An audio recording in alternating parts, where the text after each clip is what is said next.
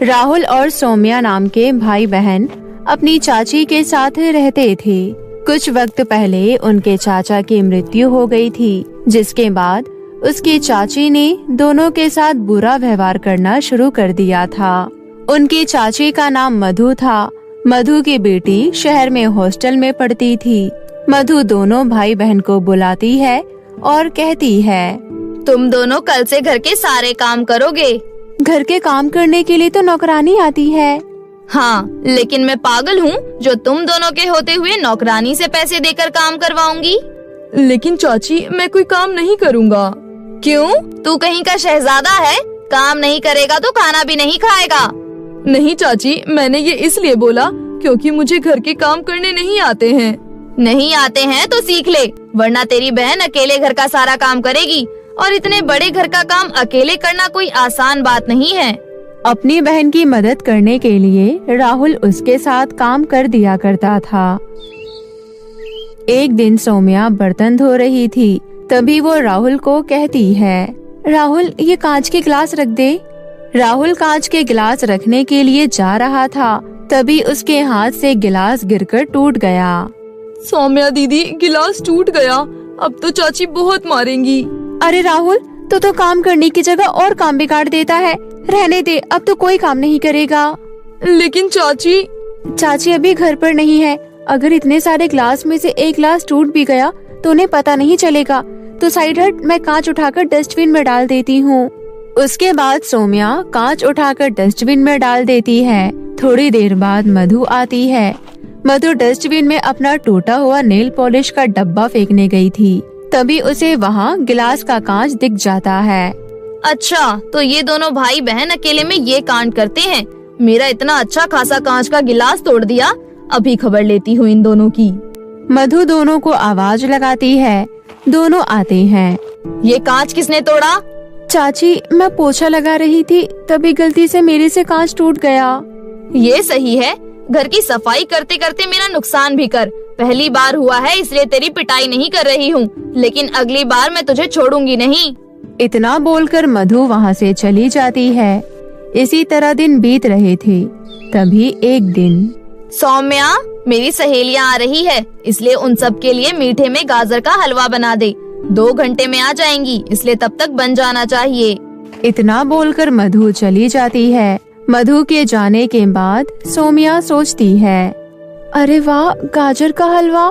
लेकिन मैं अच्छे से जानती हूँ चाची मुझे और भाई को तो बिल्कुल नहीं खाने देगी, लेकिन फिर भी कोई बात नहीं, मैं थोड़ा ज्यादा बना लूंगी और चुपके से राहुल को खिला दूंगी।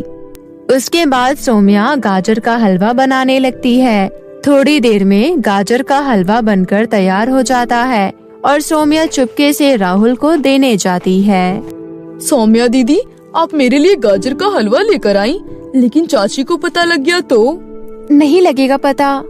ये आपने उस दिन भी कहा था, लेकिन चाची ने कांच देख लिया था, फिर बाद में आपको बहुत डांट पड़ी थी। अरे तो आज पता नहीं लगेगा, क्योंकि आज चाची की सहेलियाँ आ रही है, तो चाची का पूरा समय अपनी सहेलियों से बात करते हुए ही जाएगा, तो उनका इस तरफ बिल्कुल ध्यान नहीं रहेगा। चल अब ज्यादा बातें मत कर, गाजर का हलवा खा ले, वरना कोई देख लेगा। मैं अकेले नहीं खाऊंगा, आप भी मेरे साथ खाओ। उसके बाद दोनों भाई बहन साथ में गाजर का हलवा खाते हैं। उस दिन मधु को इस बारे में पता नहीं चलता है। इस तरह कुछ दिन और बीत जाते हैं। सौम्या, कहाँ है? आज मेरे सिर में बहुत दर्द हो रहा है। मधु की आवाज सुनकर दोनों भाई बहन आते हैं। सौम्या, मेरे सर की चंपी कर दे, सर में बहुत दर्द हो रहा है। ये सुनकर राहुल धीरे से बोलता है, सर में दर्द हो रहा है, फिर भी इतना तेज बोल रही है। पता नहीं असल में दर्द हो भी रहा है कि नहीं। सारा दिन चपड़ चपड़ करती रहती है। पहले तो घर के काम करने के लिए कहा था, अब ये सब भी करवाने लगी। राहुल की ये बात सौम्या सुन लेती है। क्या बोल रहा है राहुल? अगर चाची ने सुन लिया तो हम दोनों के बैंड बजा देगी। मैं धीरे बोल रहा हूँ। मेरे तक आवाज आ गई, अगर चाची तक आवाज चली जाती तो क्या? मैं नहीं डरता इससे। पता नहीं कब तक हमें इस पागल औरत के साथ रहना पड़ेगा। इतना बोलकर राहुल वहाँ से चला जाता है। उसके बाद सौम्या मधु के सर की चंपी करने लगती है। तेरे हाथों में तो जादू है। मेरे सर का दर्द छूमंतर हो गया। वैसे मैंने तुझे बताया नहीं कि मेरी बेटी नायरा घर आ रही है। ये तो बहुत अच्छी बात है, दीदी आ रही है। मैं उनके लिए बहुत स्वादिष्ट खाना बनाऊंगी। वैसे चाची एक बात कहूँ? हाँ बोल। चाची, इस घर का सारा काम मैं अकेली करती हूँ। अब तो मुझे सारा काम करने की आदत सी लग गई है, इसलिए मैं सोच रही हूँ कि आप राहुल का एडमिशन करवा दो। सारा दिन इधर उधर घूमता रहता है। मैं नहीं चाहती कि वह किसी गलत संगत में पड़ जाए। स्कूल जाएगा तो पढ़ाई पर ध्यान देगा। ये सुनकर मधु को बहुत गुस्सा आता है। तू घर के सारे काम करती है, इसलिए मैं तुम दोनों को यहाँ रहने की जगह और खाने के लिए खाना देती हूँ। ऊपर से तू चाहती है कि मैं तेरे उस नालायक भाई का स्कूल में एडमिशन करवा दूँ। मेरे पास बहुत पैसे हैं, लेकिन तुम दोनों के लिए नहीं। मेरी खुद की बेटी है, उसकी पढ़ाई देखना है, आगे चलकर उसकी शादी भी करवानी है। चल जा यहाँ से। सौम्या रोते हुए वहाँ से चली जाती है। 2 दिन बाद मधु की बेटी नायसा आती है। सौम्या को याद नहीं रहता है कि वो आने वाली है, इसलिए वो उस वक्त सो रही थी। यहाँ तक कि सौम्या ने उसके लिए खाना भी नहीं बना रखा था। मधु को ये नहीं पता था कि सौम्या कमरे में सो रही है। अपनी बेटी को देखकर मधु बहुत खुश होती है। मम्मी, मैं अभी नहाने जा रही हूँ, आपसे बाद में बात करूँगी। नहा कर आ रही हूँ, तब तक आप खाना लगा देना। इतना बोलकर नायशा नहाने चली जाती है। सौम्या, जल्दी टेबल पर खाना लगा दे, मेरी बेटी आ गई। मधु की आवाज सुनकर सौम्या की आंख खुल जाती है। अरे, मैं तो भूल ही गई थी कि आज दीदी आने वाली है। मैंने अभी तक खाना भी नहीं बनाया है। ये बात चाची को पता चली तो वो बहुत मारेगी। सौम्या जल्दी से किचन में जाती है और जल्दी जल्दी खाना बनाने लगती है। तभी नायशा नहाकर आ जाती है। टेबल पर खाना ना देखकर वो बहुत गुस्सा होती है। मम्मी, मैंने आपको कहा था ना कि मैं नहाकर आ रही हूँ, तब तक आप टेबल पर खाना लगा देना। उसके बावजूद अभी तक टेबल पर खाना नहीं लगा है। आपको पता था ना कि मैं आने वाली हूँ, फिर भी आपने अभी तक खाना नहीं बनाया। तू गुस्सा मत हो, मैं किचन में जाकर देखती हूँ। मधु किचन में जाती है। मधु देखती है कि सौम्या हड़बड़ी में खाना बना रही है। तूने अभी तक खाना नहीं बनाया है? क्या तुझे पता नहीं था कि मेरी बेटी आने वाली है? तेरी वजह से मेरी बेटी मेरे से गुस्सा हो गई है। बस आधे घंटे और सारा खाना बनकर तैयार हो जाएगा। इतने टाइम में तो मेरी बेटी गुस्सा होकर कहीं बाहर से खाकर आ जाएगी। आज तूने समय से काम नहीं किया, तेरी वजह से मेरी बेटी गुस्सा हो गई है, इसलिए अब मैं तुझे इस घर में एक पल भी नहीं रखूंगी। नहीं चाची, ऐसा मत करना।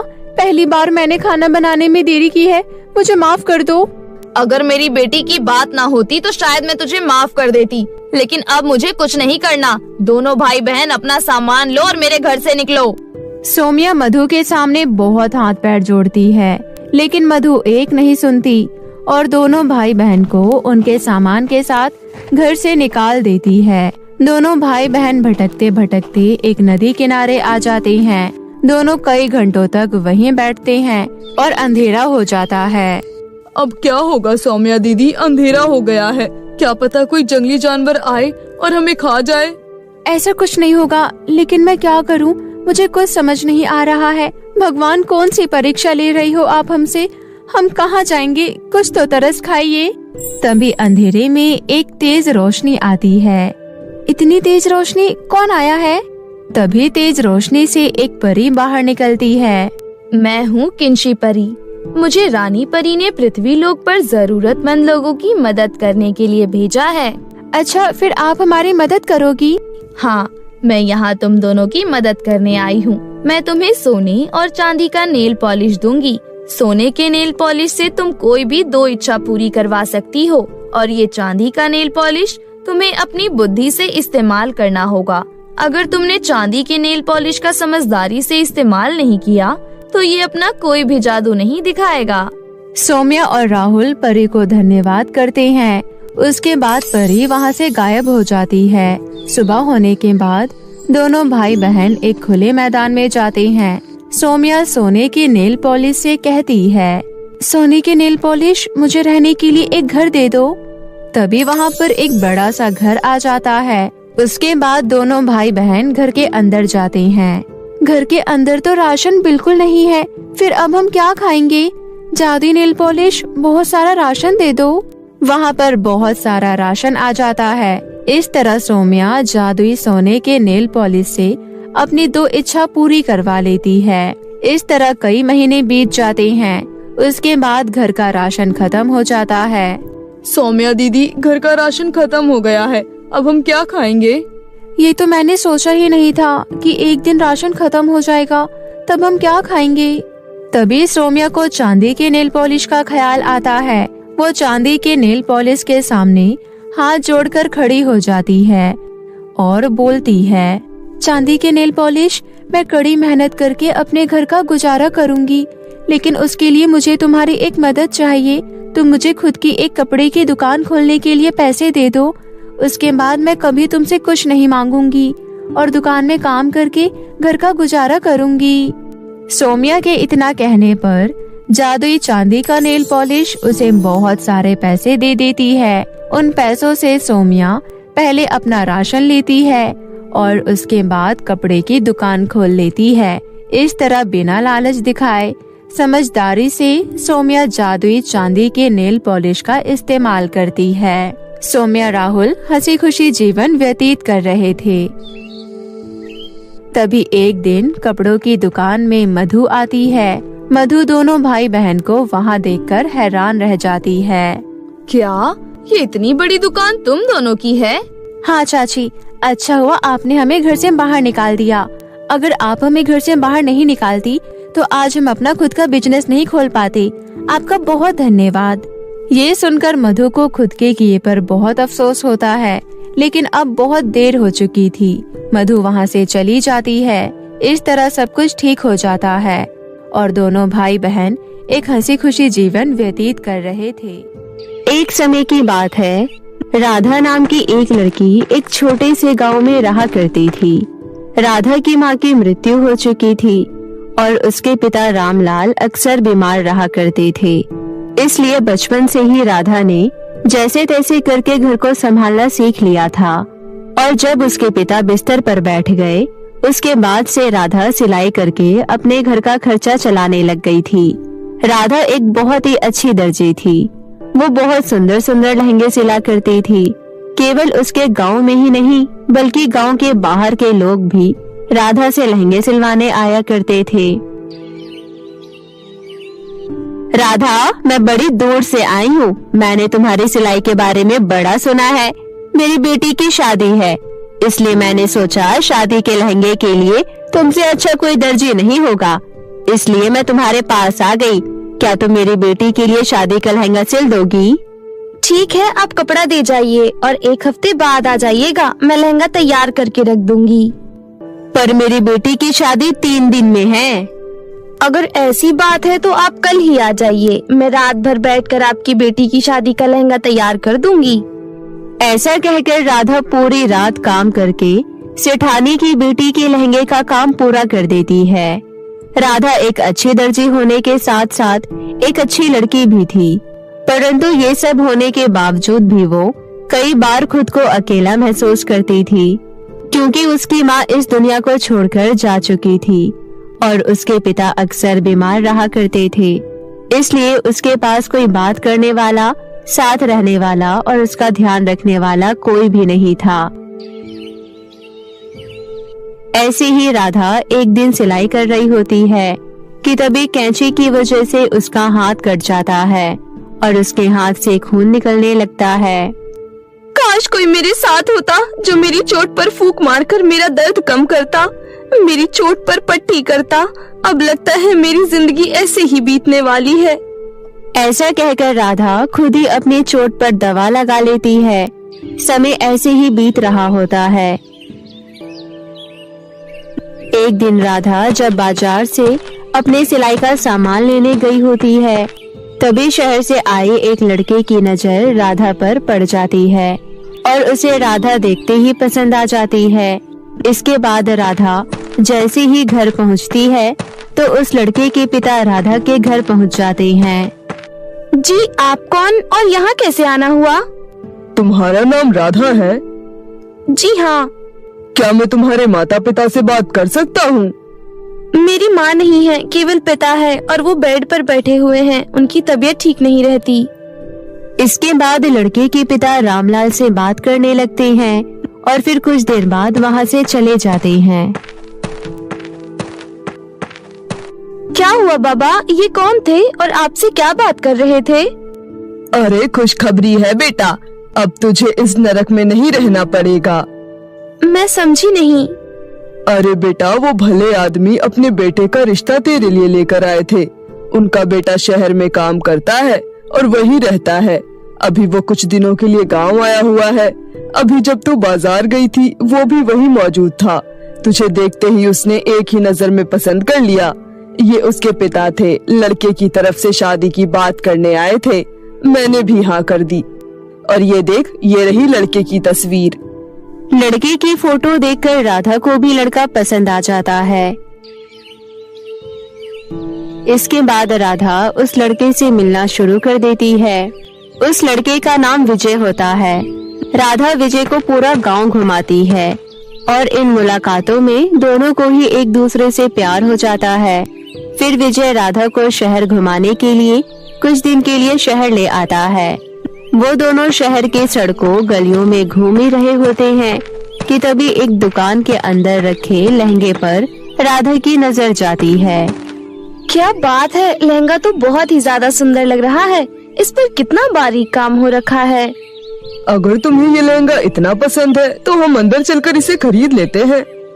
सच में आप मुझे ये लहंगा दिला देंगे? हाँ हाँ, क्यों नहीं।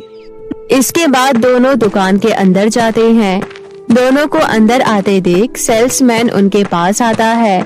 राधा इशारा करते हुए उसकी कीमत पूछती है, जिस पर वो सेल्समैन कहता है, देखिए मैम, वैसे तो ये लहंगा 5 लाख का है, पर अभी हमारी डिस्काउंट सेल चल रही है, इसलिए आपको ये लहंगा 3 लाख तक मिल जाएगा। इतनी ज्यादा कीमत सुनकर तो राधा और विजय के होश उड़ जाते हैं।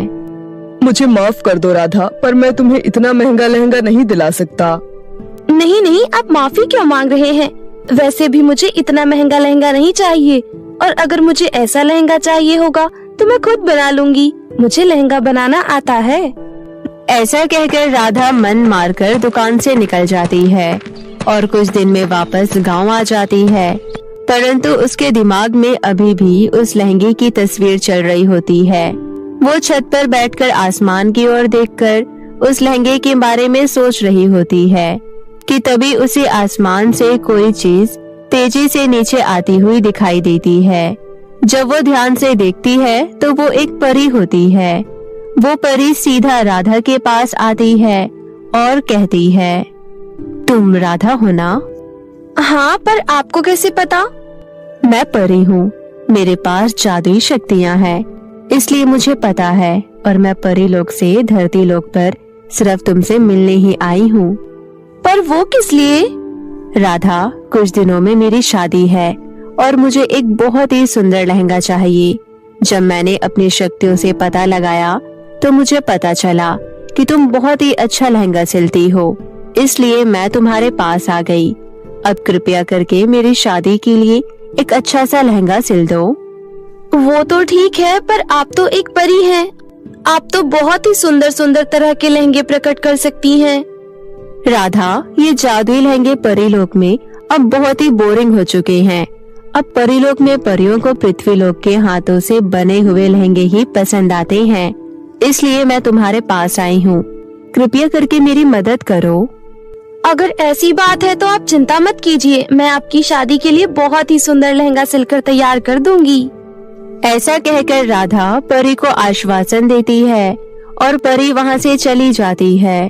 फिर वो दिन रात जाग कर परी की शादी के लिए एक बहुत ही ज्यादा सुंदर लहंगा तैयार करती है।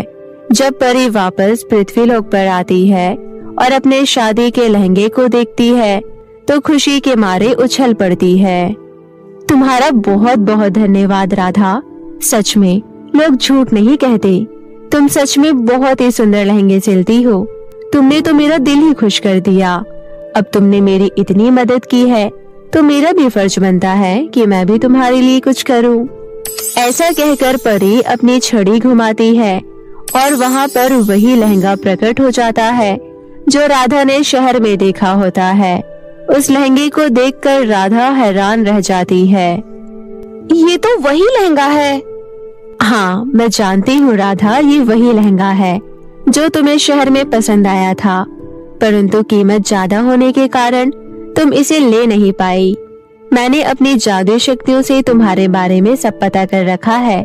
मैं जानती हूँ कुछ ही दिनों में तुम्हारी भी शादी है, इसलिए मैं ये लहंगा तुम्हारे शादी के उपहार के रूप में तुम्हें देना चाहती हूँ।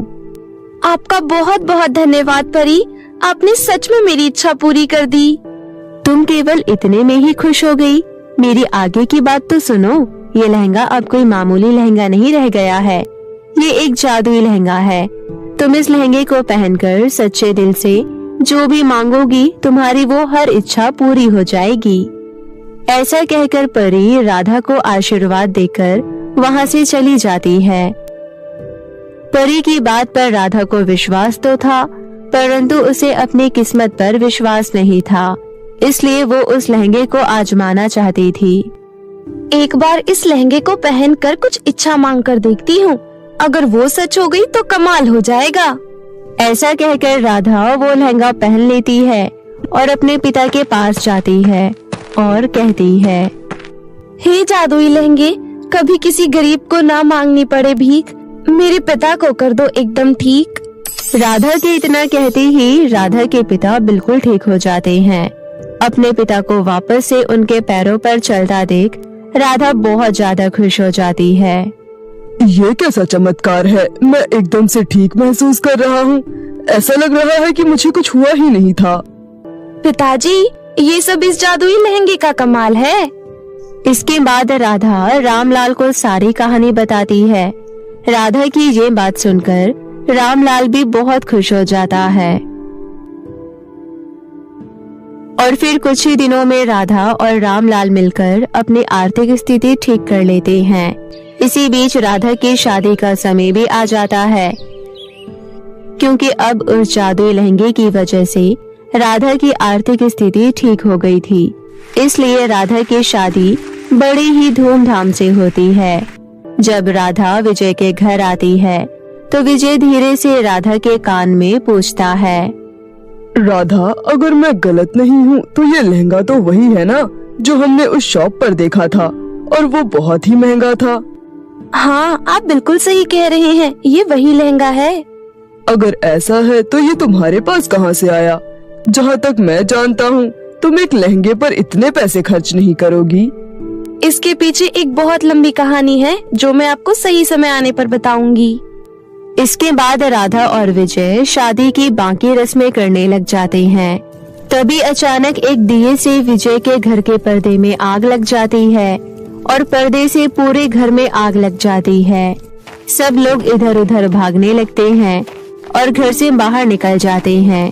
उस आग में किसी इंसान को तो कोई नुकसान नहीं पहुंचता, परंतु विजय का घर और सब कुछ जलकर राख हो जाता है। ये देखकर विजय और उसके माता पिता सर पर हाथ रखकर बैठ जाते हैं।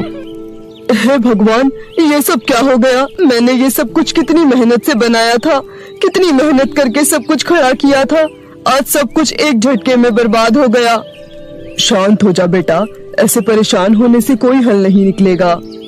अपने पूरे परिवार को इस चिंता में देखकर राधा भी दुखी हो जाती है।